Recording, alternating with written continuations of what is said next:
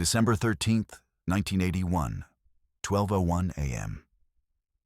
General Wojciech Jaruzelski sat in his office in the Council of Ministers building in Warsaw, staring at the signed orders that would plunge Poland into darkness. Outside, the first Zomo riot police units were already moving into position. Tank columns rumbled through frozen streets toward Gdańsk, Kraków, and Szczecin.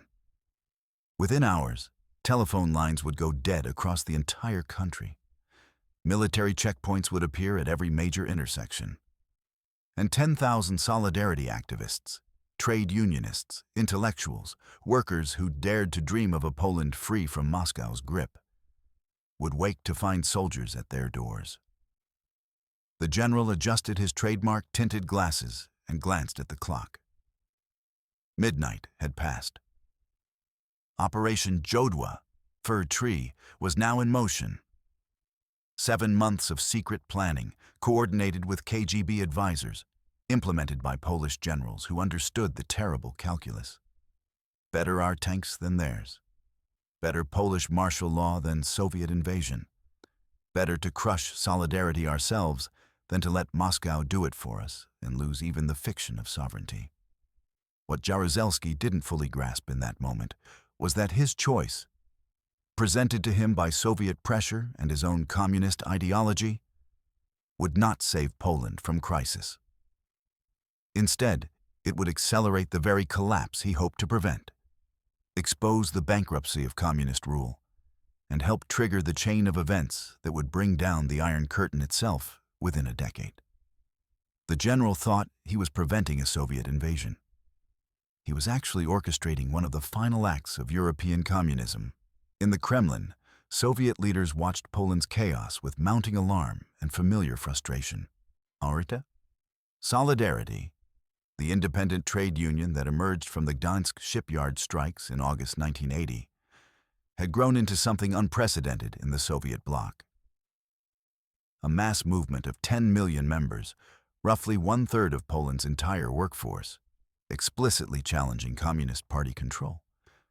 General Secretary Leonid Brezhnev, 74 years old and in declining health, saw Poland through the lens of 1968 Czechoslovakia. "We cannot lose Poland," he told the Politburo in March 1981. "The stakes are too high. If Poland falls, it threatens our entire system." The Soviet military establishment shared this assessment with deadly seriousness. Marshal Viktor Kulikov, commander of Warsaw Pact forces, had already updated invasion plans.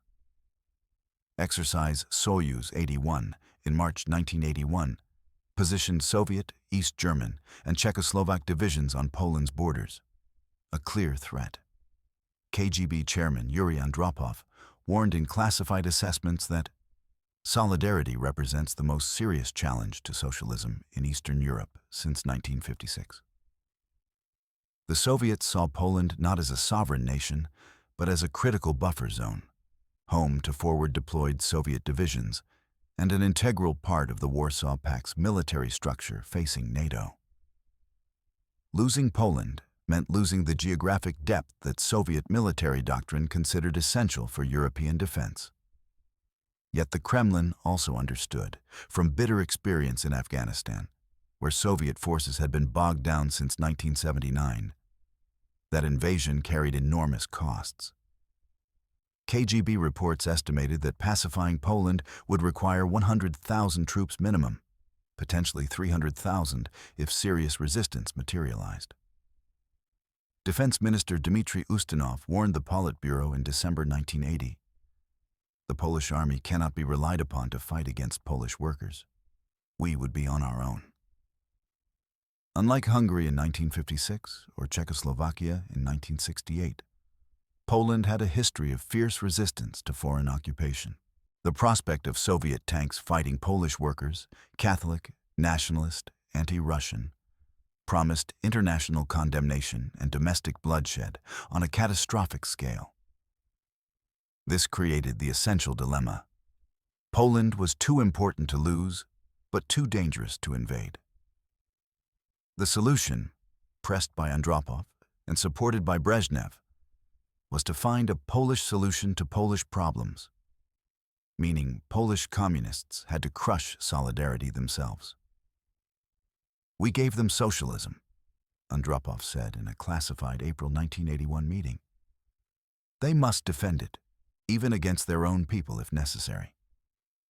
In Warsaw, General Jaruzelski, simultaneously Prime Minister, Defense Minister, and First Secretary of the Polish United Workers' Party, understood Moscow's message with crystal clarity. A career communist who'd grown up in Stalin's Soviet Union after his family was deported during World War II, Jaruzelski combined genuine ideological conviction with cold pragmatism. He believed in socialism, distrusted Solidarity's chaos and anarchy, and above all, feared Soviet invasion as the ultimate catastrophe for Polish sovereignty. "I chose the lesser evil," Jaruzelski would claim for decades afterward. "We had intelligence that Soviet intervention was imminent. Martial law by Polish forces was tragic, but Soviet occupation would have been incomparably worse." His calculus was brutally simple. Polish generals implementing martial law meant Polish control of the crackdown, minimal bloodshed, and preserving at least nominal Polish independence. Soviet invasion meant Russian generals, massive casualties, and Poland reduced to the status of occupied territory. This narrative, martial law as the tragic but necessary alternative to Soviet tanks, would become Jaruzelski's lifelong justification. But it rested on fundamental questions that remain disputed to this day. Were the Soviets genuinely prepared to invade in December 1981? Or did Jaruzelski use the threat of invasion to justify crushing a movement he and his communist colleagues found ideologically intolerable? The story begins not in 1981, but in August 1980, when shipyard electrician Lech Wałęsa climbed over the fence of the Lenin shipyard in Gdańsk to join striking workers. What started as a protest over fired employees rapidly escalated into a national phenomenon. Within weeks, workers across Poland's Baltic coast had occupied factories, mines, and industrial plants.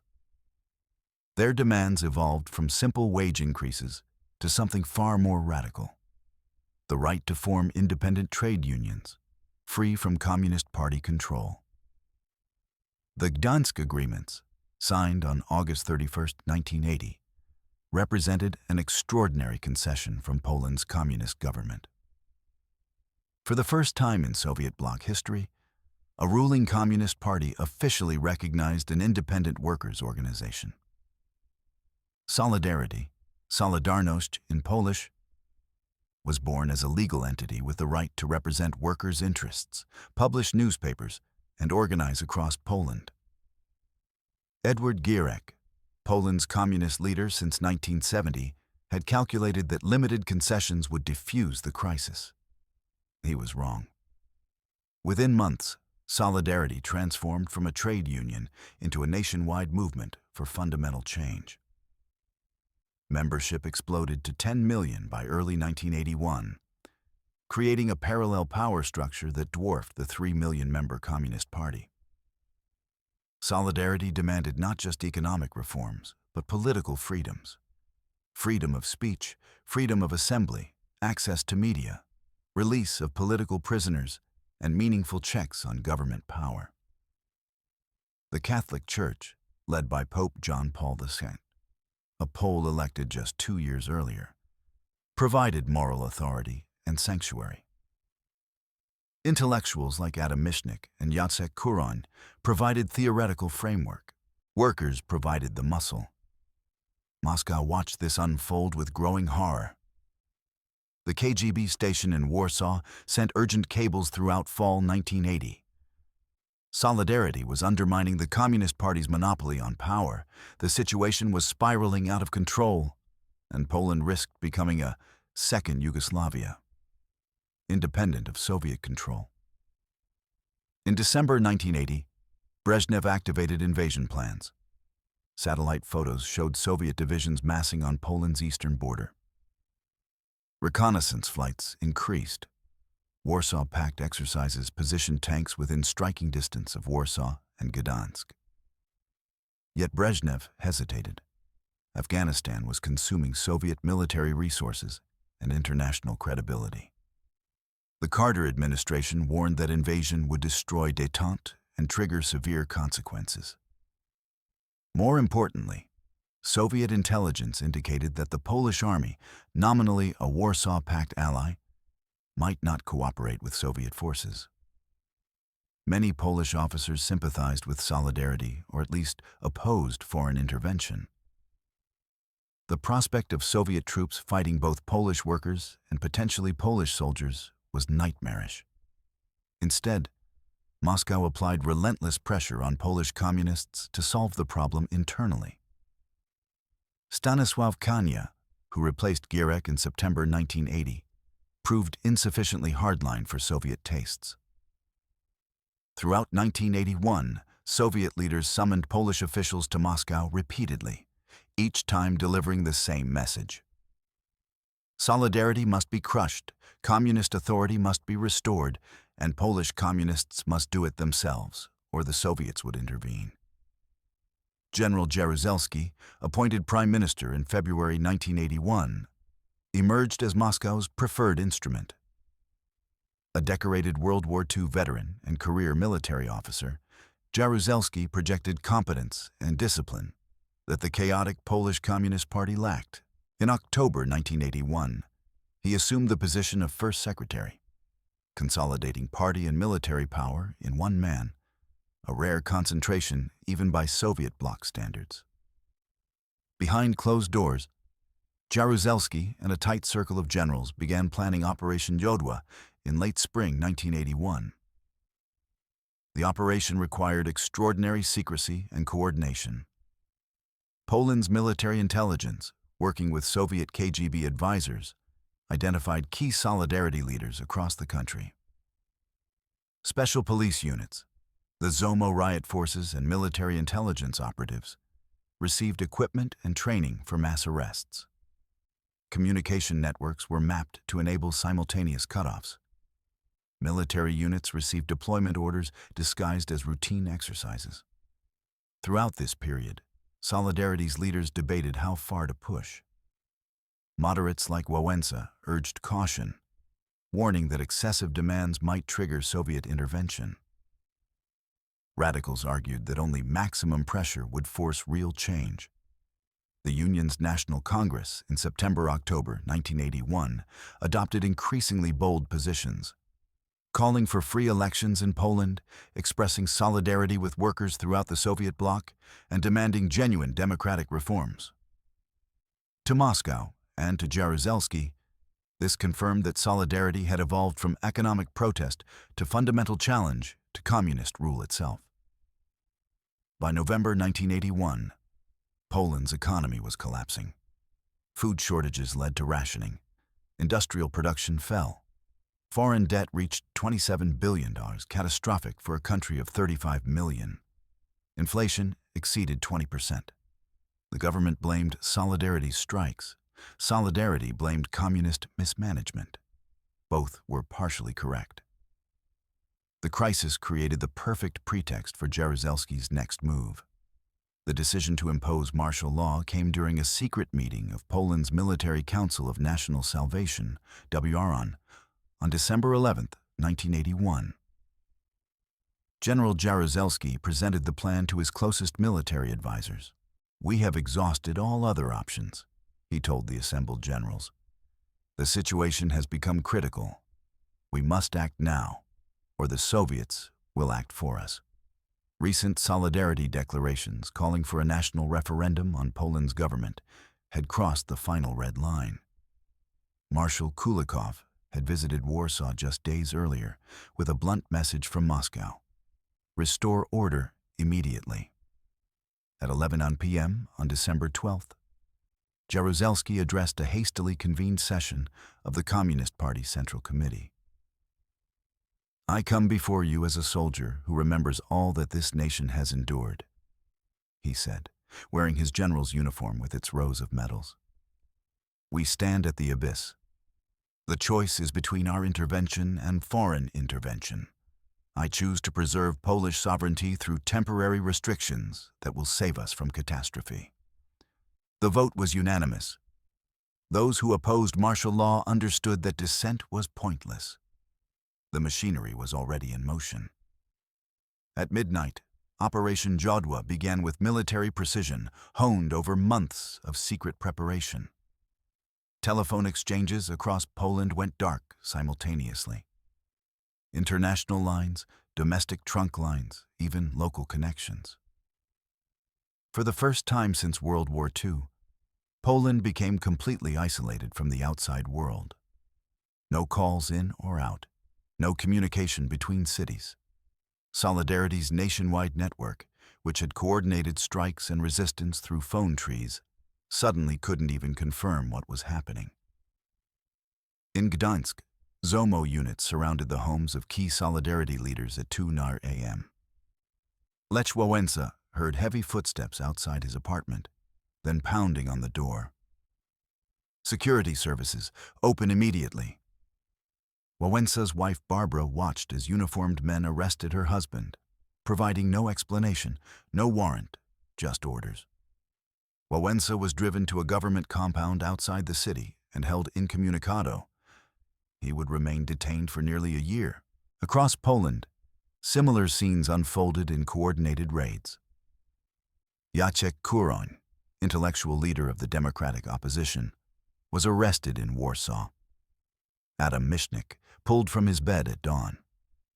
Zbigniew Bujek went underground and evaded capture. One of the few major Solidarity figures to escape the initial sweep. By dawn on December 13th, approximately 5,000 Solidarity activists and opposition figures sat in detention centers, police stations, and hastily established internment camps. Within a week, that number would exceed 10,000. At 6 a.m., state television, the only television in communist Poland, broadcast Jaruzelski's proclamation.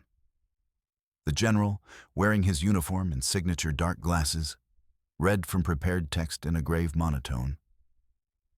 Citizens of the People's Republic of Poland, I address you today as a soldier and as head of the Polish government.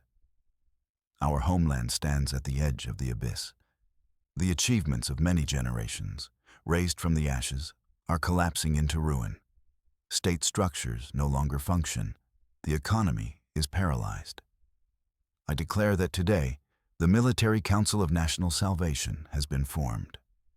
A state of martial law has been introduced across the entire country. The decree was comprehensive and draconian. All public gatherings banned. All strikes illegal. All independent organizations suspended, including Solidarity, suspended, not dissolved. A legal fiction that fooled no one. A curfew from 10 p.m. to 6 a.m. Military commissars appointed to oversee factories, mines, and essential services. Workers in critical industries militarized, meaning strikes would be treated as military disobedience, punishable by court-martial. Censorship imposed on all media. Travel between cities required special permits. Tank columns rolled through major cities, but they were Polish tanks with Polish crews, not Soviet T-72s. This distinction mattered enormously to Jaruzelski's narrative, though it provided cold comfort to workers who suddenly faced military occupation of their own country. At the Lenin shipyard in Gdańsk, workers arrived to find ZOMO units blocking the gates and military vehicles parked in the yard where Solidarity had been born just 16 months earlier. The initial response was spontaneous and defiant. In the Wrocław region, miners at the Piast coal mine occupied their facility, barricading themselves underground. Similar occupations erupted at mines in Silesia and factories across industrial Poland. Workers who'd spent a year building Solidarity weren't prepared to surrender without resistance. At the Manifest Lipkowy mine near Katowice, approximately 1,000 miners descended into the shafts on December 14th, vowing to stay until Solidarity was released. The government's response was swift and brutal. On December 16th, ZOMO units stormed the Wujek coal mine near Katowice, where miners had occupied the facility and blocked access. The riot police used tear gas, water cannons in freezing temperatures, and eventually live ammunition. 9 miners died, shot by ZOMO forces. Dozens more were wounded. The Wujek massacre, for that's what it became in Polish collective memory, demonstrated that the government would kill to enforce martial law. News of the deaths spread despite communication blackouts. Foreign radio, Radio Free Europe, Voice of America, BBC, broadcast the details back into Poland. Poles with shortwave receivers became information lifelines for their neighbors. The Wujek killings shattered any illusion that martial law would be bloodless. Jaruzelski had promised to save Polish lives by preventing Soviet invasion. Instead, Polish security forces were killing Polish workers. In Washington, President Ronald Reagan condemned martial law as a tragic reversal of the Polish people's aspirations. The administration imposed economic sanctions on Poland and the Soviet Union, suspending credits and trade privileges. Western European governments issued protests, though their response was more muted. They maintained economic ties with Poland throughout the crisis. The Vatican issued careful statements supporting Polish workers' rights while urging peaceful resolution. In Moscow, the Politburo expressed satisfaction. Andropov noted in a classified December 15th meeting, "The Polish comrades have taken necessary measures. This removes the necessity for our direct involvement." The threat of Soviet invasion, real or exaggerated, had achieved its purpose. Jaruzelski had done Moscow's work for them. Soviet divisions remained on their side of the border. The crisis was solved without Soviet troops firing a shot. But in the frozen streets of Polish cities, in the internment camps where thousands sat without charges, and in the shuttered offices of Solidarity's regional headquarters, the story was far from over. Jaruzelski had crushed Solidarity's organizational structure. He had not, could not, crush the desire for freedom that Solidarity represented. Martial law transformed Poland into a country living under military occupation by its own government.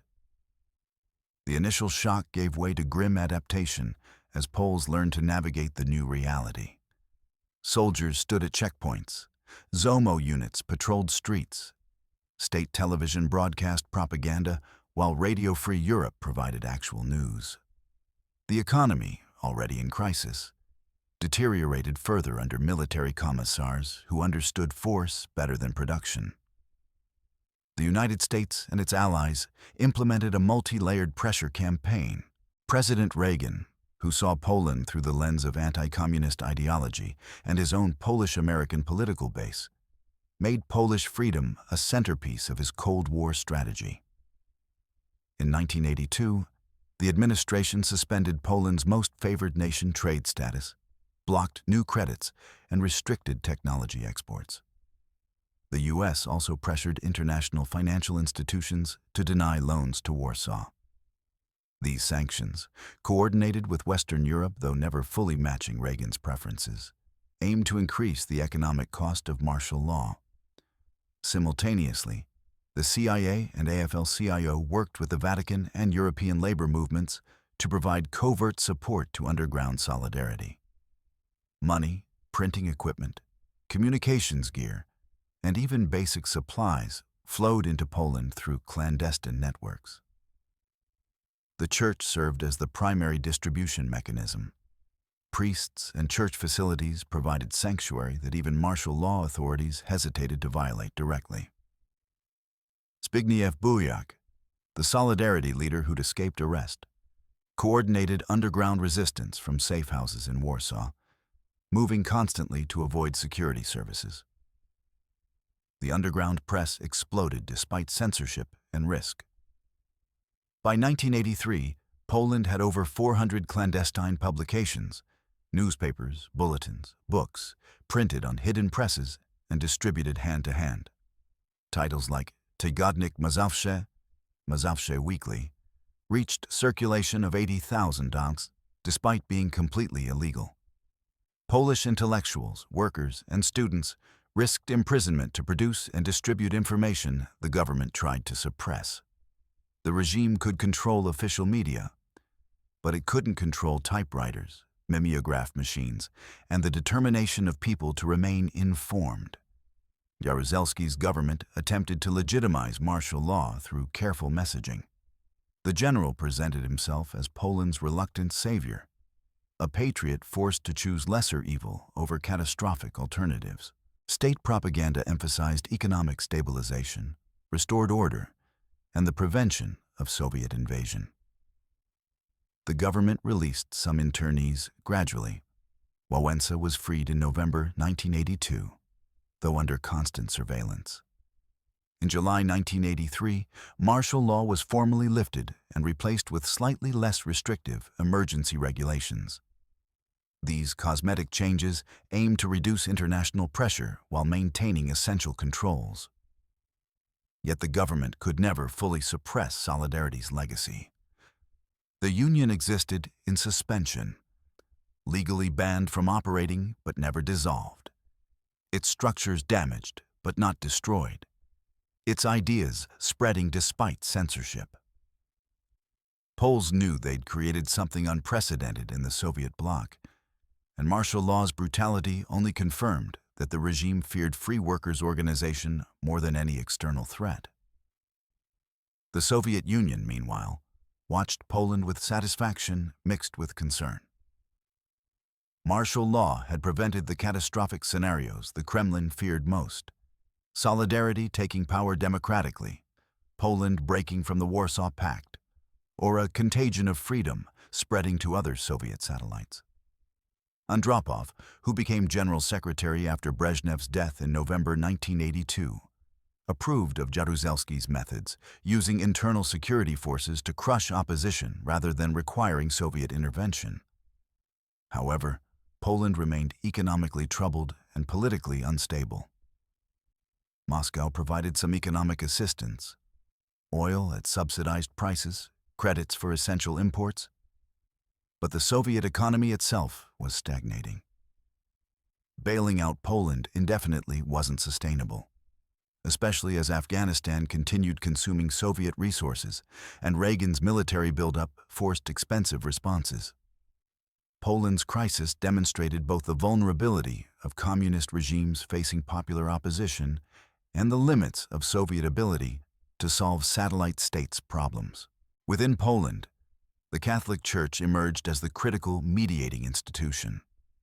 Pope John Paul II, making his second pilgrimage to Poland in June 1983, drew millions to outdoor masses that became implicit demonstrations against the regime. The Pope condemned violence while urging peaceful resistance and dialogue. "You must be strong, dear brothers and sisters," he told crowds in Warsaw. "You must be strong with the strength that comes from faith." The regime couldn't arrest the Pope, couldn't suppress the Church entirely, and couldn't prevent these massive gatherings from becoming showcases of Poland's rejection of communist authority. By 1984–85, Poland had settled into an uneasy stalemate. The government maintained control through security apparatus and censorship. Solidarity existed underground, weakened but not destroyed. The economy limped along with Soviet subsidies and limited Western trade. Workers went to factories, students attended universities, life appeared normal, except everyone understood the system had lost legitimacy. The regime ruled through coercion, not consent. The gap between official propaganda and actual belief had become unbridgeable. The climax of Poland's martial law period came not in December 1981, but in October 1984, with the murder of Father Jerzy Popiełuszko. A 37-year-old priest who served as chaplain to Warsaw steelworkers, Popiełuszko had delivered sermons that became legendary in underground Poland. His monthly Masses for the Homeland drew thousands to hear carefully coded challenges to communist authority. "We can be beaten by force," he preached in September 1984. "But we are defeated only when we accept lies and participate in violence." On October 19, 1984, security service agents stopped Father Popiełuszko's car on a dark road near Toruń. They abducted him, beat him savagely, and threw his body into a reservoir. The murder was supposed to look like an accident or disappearance. Instead, it became the regime's greatest crisis since martial law began. When Popiełuszko's body was recovered on October 30th, hundreds of thousands of Poles attended his funeral in Warsaw. The service became the largest anti-government demonstration since December 1981. A massive outpouring that the regime couldn't prevent without creating martyrs of mourners. Lech Wałęsa, still under surveillance, spoke at the funeral. "Solidarity lives because you gave your life for us." The regime, caught between condemning the murder and admitting its own security forces committed it, tried unsuccessfully to frame the killing as unauthorized action by rogue agents. The trial of Popiełuszko's murderers in early 1985 became Poland's most publicized court proceeding of the decade. The government attempted to limit damage by prosecuting the 4 security service officers who carried out the killing. But testimony revealed that political police had targeted Popiełuszko deliberately, that senior officials knew of surveillance and harassment, and that the priest's murder resulted from regime policy toward dissenters. The trial demonstrated that Poland's government remained willing to kill its opponents even years after martial law's formal end. Yet paradoxically, this period of maximum repression also began exposing the regime's fatal weakness. Martial law had crushed Solidarity's organizational structure, but couldn't restore communist legitimacy. The government controlled streets, but not hearts. State media broadcast official truth while everyone listened to forbidden radio. The regime maintained power through coercion while bleeding international credibility and economic viability. By 1985, Poland's situation was unsustainable. Foreign debt exceeded $30 billion. The country was essentially bankrupt. Industrial production remained below 1980 levels. Food rationing continued. Younger Poles had spent their formative years under martial law and showed no enthusiasm for socialism. The regime could maintain control indefinitely through security forces, but it couldn't create prosperity, generate loyalty, or imagine a future beyond managed stagnation. The numbers told the story martial law tried to suppress. Approximately 10,000 people had been interned during the first months of martial law. 9 miners died at Wujek. Hundreds more were beaten, imprisoned, or harassed. Tens of thousands lost jobs for supporting Solidarity. The government spent billions on security forces while the economy collapsed. Reagan's sanctions, Western pressure, and Poland's isolation compounded the economic disaster. The Polish people paid the price for Jaruzelski's lesser evil in unemployment, poverty, and repression. Yet the regime's very brutality preserved Solidarity's moral authority. In crushing the Union, martial law demonstrated that Poland's communist government feared workers more than foreign enemies, would kill its own citizens rather than accept freedom, and maintained power only through force. These lessons were not lost on Polish society or on observers throughout the Soviet bloc. When the Berlin Wall fell on November 9, 1989, Poland had already led the way. In February 1989, Jaruzelski's government, recognizing that continued repression was economically unsustainable and politically futile, opened roundtable negotiations with Solidarity and the Catholic Church. These talks produced an agreement for semi-free elections in June 1989.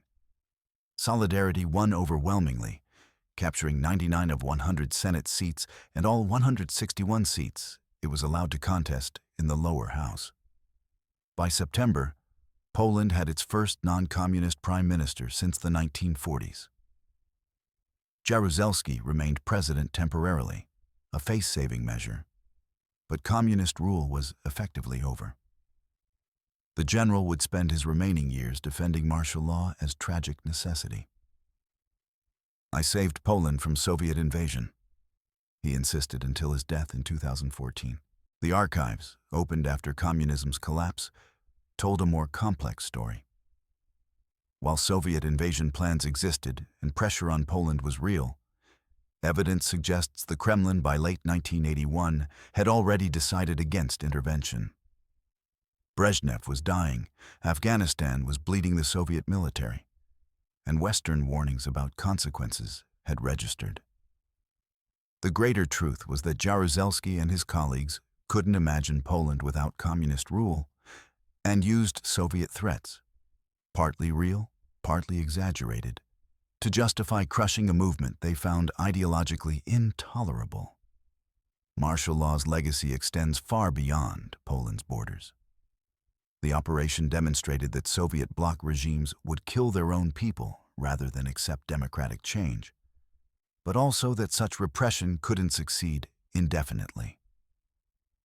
The human spirit crushed in December 1981 revived and ultimately prevailed. Solidarity's persistence, the Church's moral authority, Western pressure, and communism's economic bankruptcy combined to produce the 1989 breakthrough. The story that began with Jaruzelski signing martial law orders ended with him watching communist rule collapse, not through Soviet invasion, not through street battles, but through the inexorable pressure of a society that refused to accept the lies he'd used to justify December 13th. The tanks he deployed saved nothing and prevented nothing. They merely delayed the inevitable. Poland's experience offered a final lesson about the Cold War's essential dynamics. In the end, the Soviet Empire collapsed not because it was invaded or defeated militarily, but because its own people stopped believing the justifications for repression. Jaruzelski thought he was preventing catastrophe. He was actually presiding over the beginning of the end, not just of communist Poland, but of the entire Soviet bloc system that martial law was meant to preserve. The general who crushed Solidarity to save Poland from Soviet invasion lived to see Solidarity govern Poland freely. The Soviet Union dissolved peacefully, and his lesser evil, exposed as merely another chapter in communism's long betrayal of the workers it claimed to represent. That is perhaps the greatest irony of December 13th, 1981. Martial law succeeded tactically, but failed strategically, preserving communist rule long enough to guarantee its ultimate delegitimization. The choice Jaruzelski made that midnight wasn't between Polish tanks and Soviet tanks. It was between temporary stability and permanent moral bankruptcy. He chose the latter, and Poland eventually chose freedom.